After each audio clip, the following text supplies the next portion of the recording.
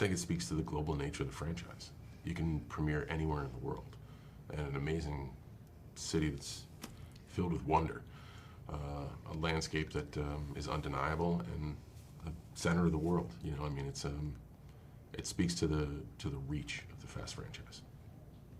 Yeah, I can't wait for the premiere tomorrow. I think it's going to be it's the most beautiful setting I think we've had for a premiere. So I'm very excited.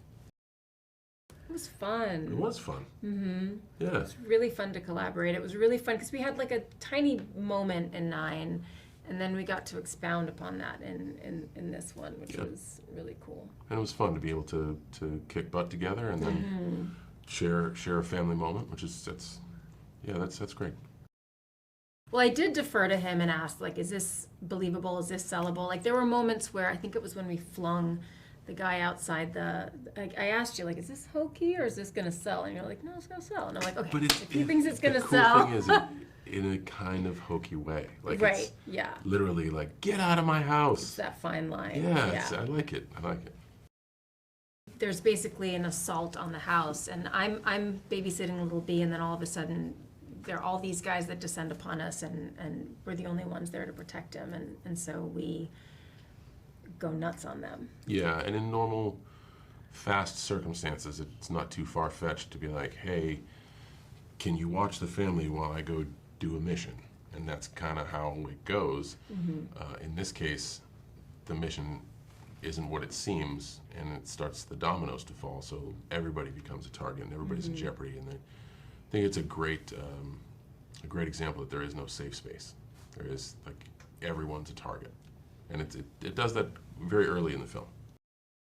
And I think it helps the movie. It helps lighten the mood a little bit. It certainly provides a great relationship with me and little B, which one can then theorize the relationship I have with the family that hasn't yet been showcased. I think it's not like a cold cut 180.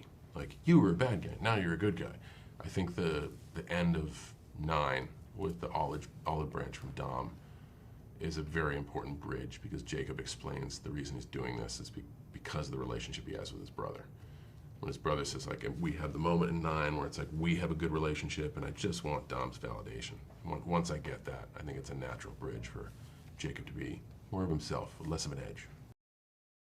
I mean, first it was Jason Momoa, which was, I was like, Aquaman's joining us? Like, it's just crazy. And then Rita Moreno, because I heard Vin often plants these seeds, and I don't know why I ever question him, because whatever he says, like, invariably comes true. So when he said that, I was like, oh my God, it's gonna happen. And then I saw her on set, and it was incredible. Yeah. Some interesting new faces, some interesting returns. Yeah, keeps you guessing.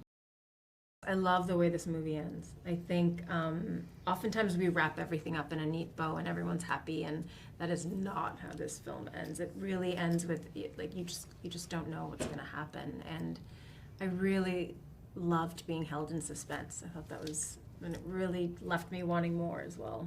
This one starts with the barbecue, and then all hell breaks loose from there. Undeniably Jacob. I love the scene where little B is so excited to leave and then so destroyed. But it's true to Fast legacy. It's Jacob's car, the car that he raced Dom in.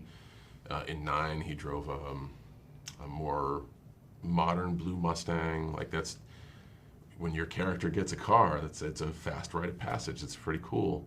And then the little thing he was working on that little B helped with, that's kind of a cool uncle project. Like, yeah, he wouldn't be interested. Go check it out, though. I really like that dynamic. Louis had a giant challenge, and he has so much grace, and he was very open from the very beginning.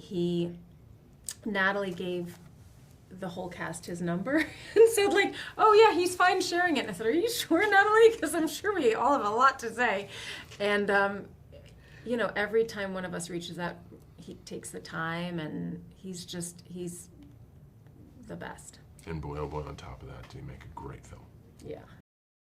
The cliffhanger's a big one. Yeah, I think now they don't know what to expect. Yeah. But I think in watching You got a little taste of it in 9 with some flashback stuff. In 10, it really like, it's just a true petri dish of every movie. You have real physical callbacks from the moment where Dom says, let's race, to actually bringing Fast 5 back into it in real time and explaining Dante's story. It's like, everything's kind of blurring into itself. And it leaves you on the edge of your seat, and you want to see it again. You want to see what's next.